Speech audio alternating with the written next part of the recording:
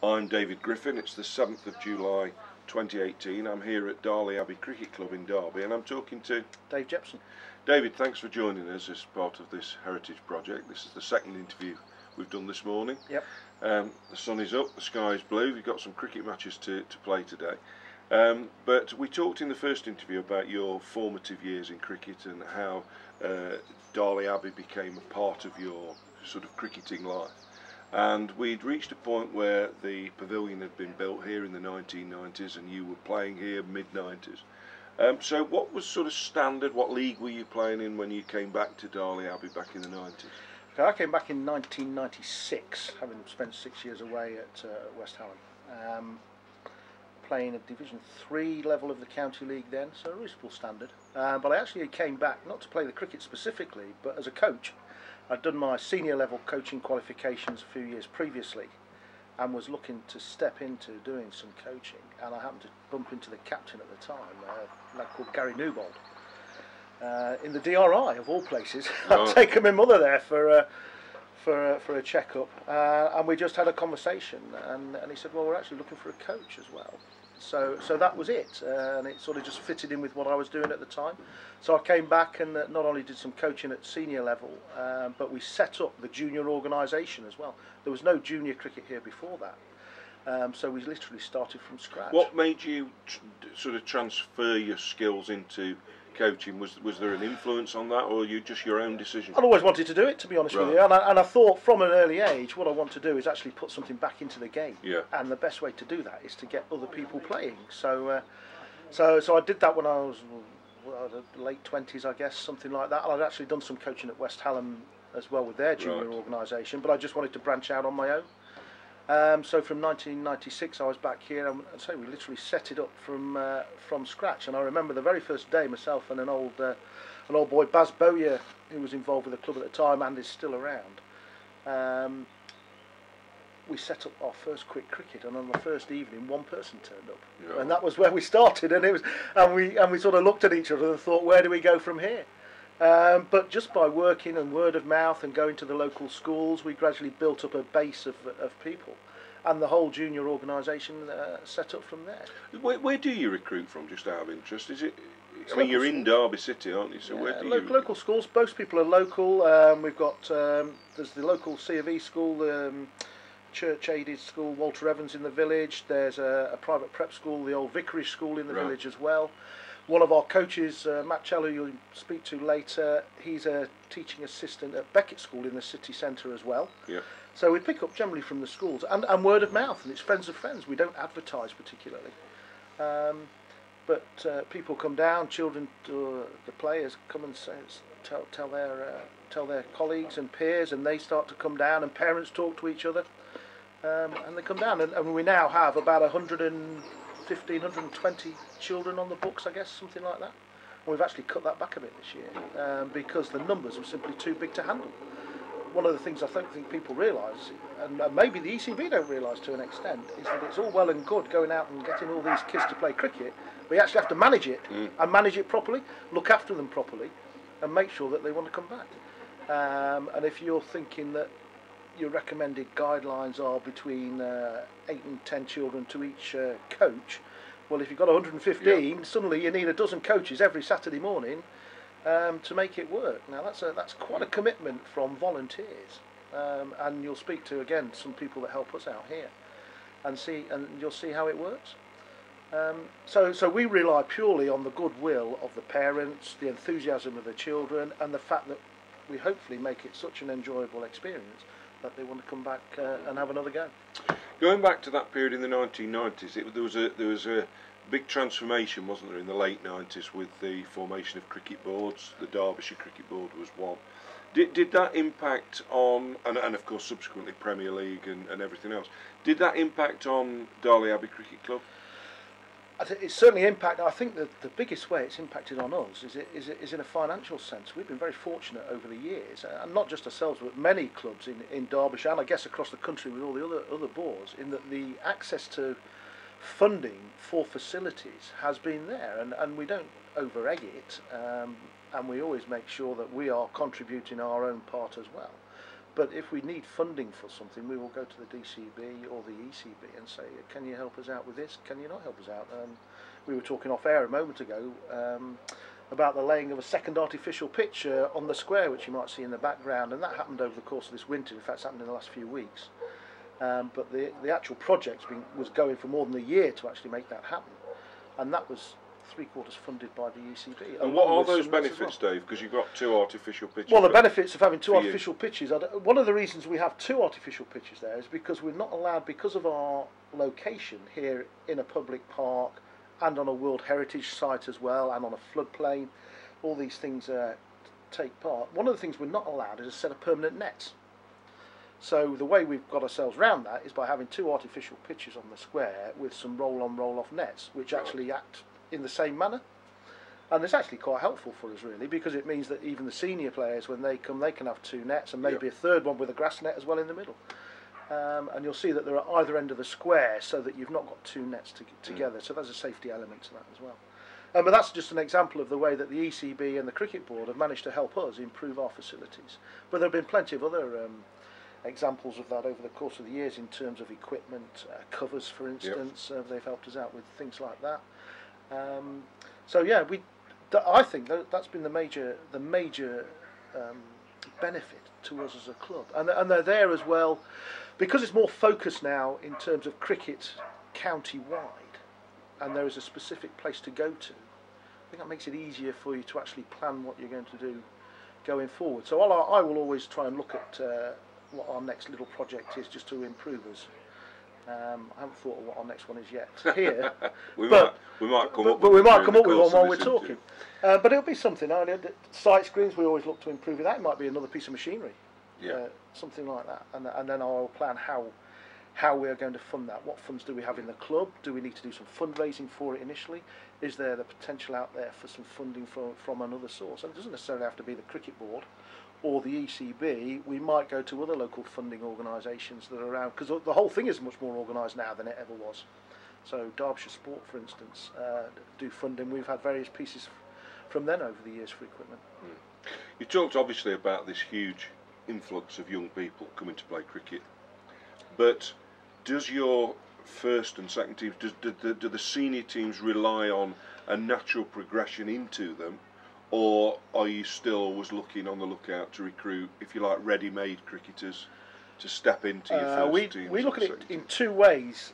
The junior organisation is an integral part of our club as a whole, and I couldn't give you an exact figure for today, for instance, but I would suggest that at least half of the 2 sides that are going out collectively will be junior cricketers, or cricketers that have come through our junior organisation.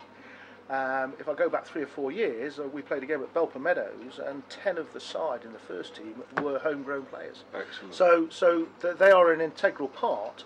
And again, we don't go out recruiting players from other clubs, but evolutionarily, if people come to us, then obviously we don't turn them away. No. So it kind of works in both ways.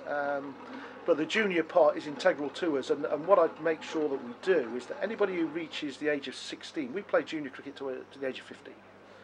Anybody who reaches the age of 16 and wants to carry on playing cricket, I make sure that they play senior cricket, whether that be friendly cricket, league cricket, T20 cricket, whatever it might be. But I will never stop anybody playing cricket. There's a natural thing with junior cricketers that they tend to drift off and do other things. There's a wastage element there, but that's always happened.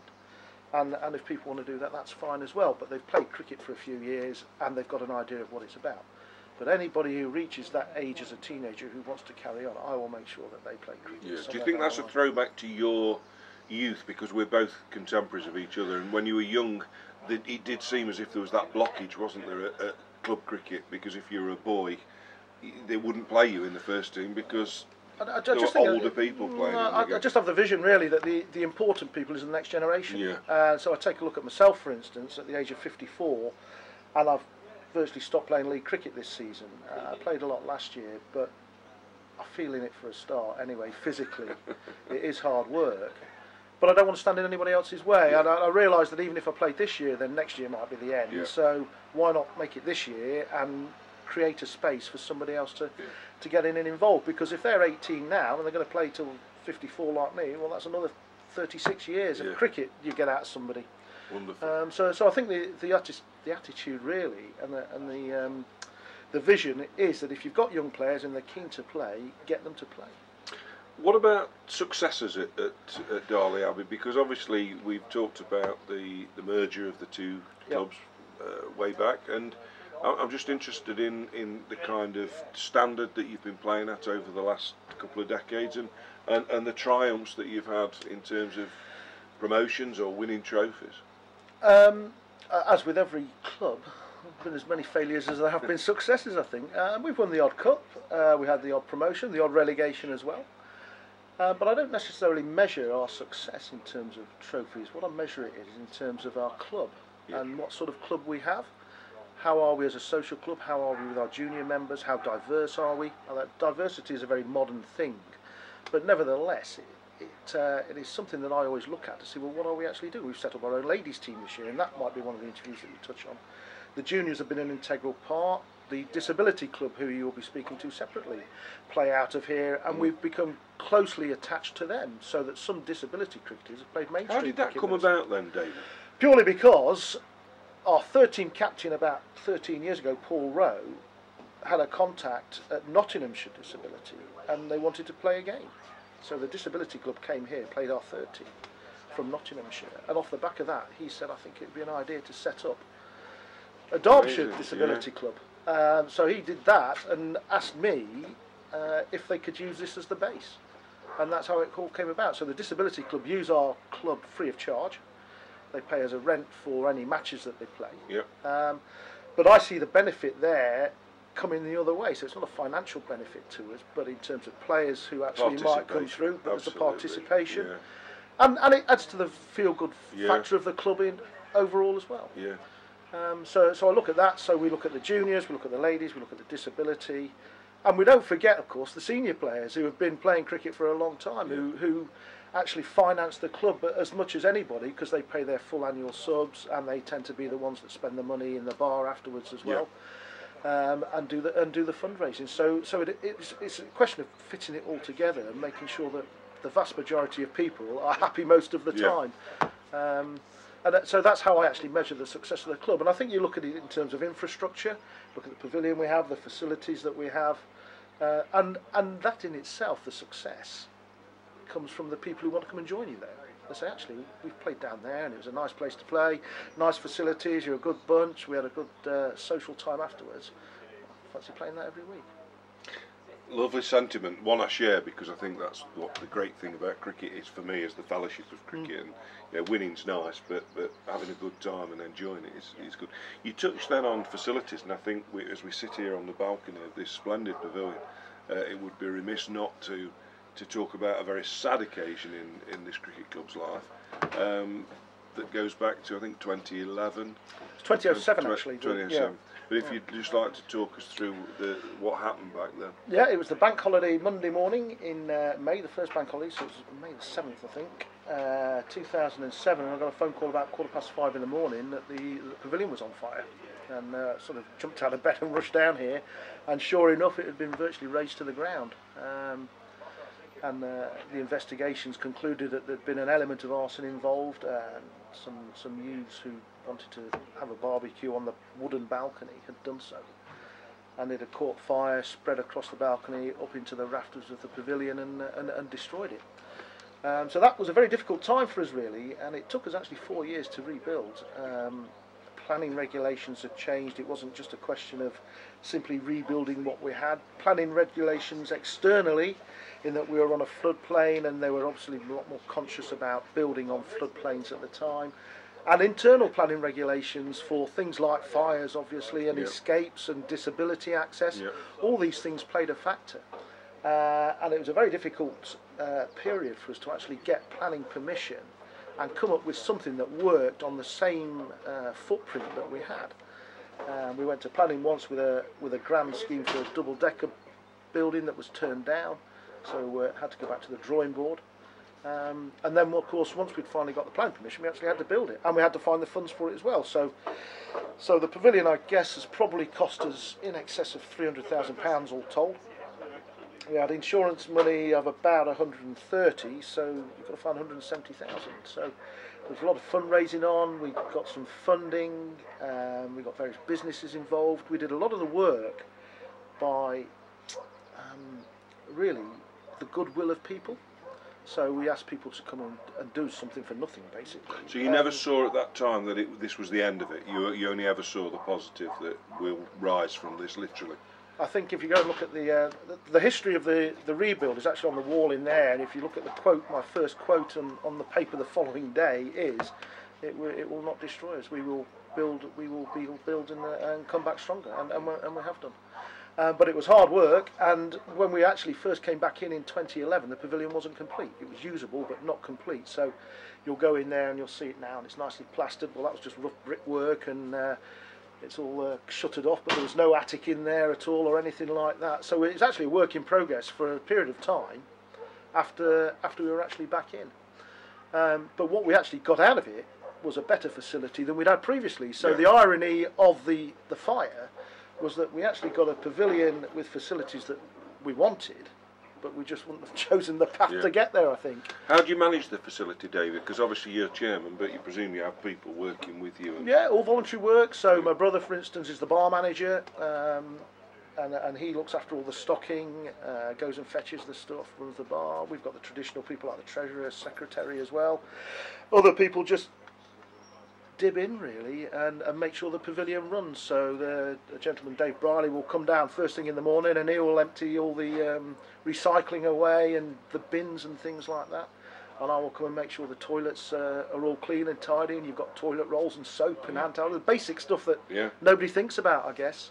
And at the end of every game, it's the responsibility of the team that's been playing to actually make the pavilion clean, tidy and usable for the next people to come in.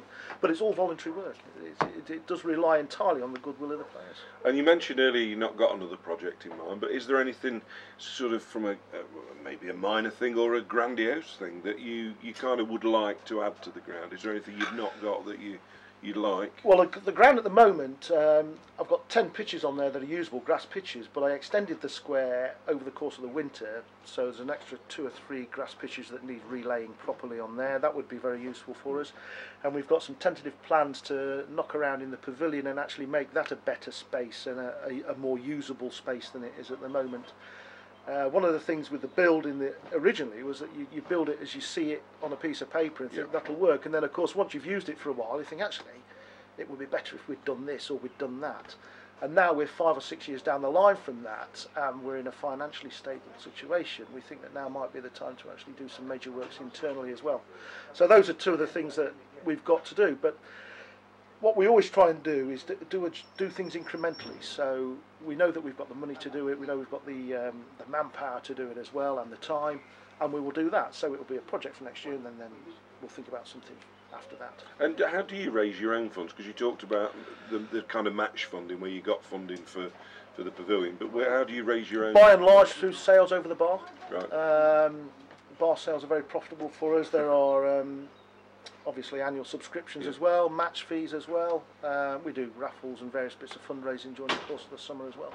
But we don't particularly go out of our way. We have some sponsorship from boards, and you'll see some of the boards that I put out earlier. But we don't go out of our way particularly to say we must be fundraising all the time. We tend to look at projects and think, well, how much do we need? Do we need to do some additional funding for this? But we're in a fairly healthy state. The junior organisation provides us a considerable amount of funding for us as well. So financially we're sound, and we know where we're going really, and we've got a financial model that works for us. Excellent. Well, we've once again run out of time, but it's all fascinating stuff, and I'd like to thank you once again, Dave Jepson. Lovely. Thank you very much, Dave. Been a pleasure.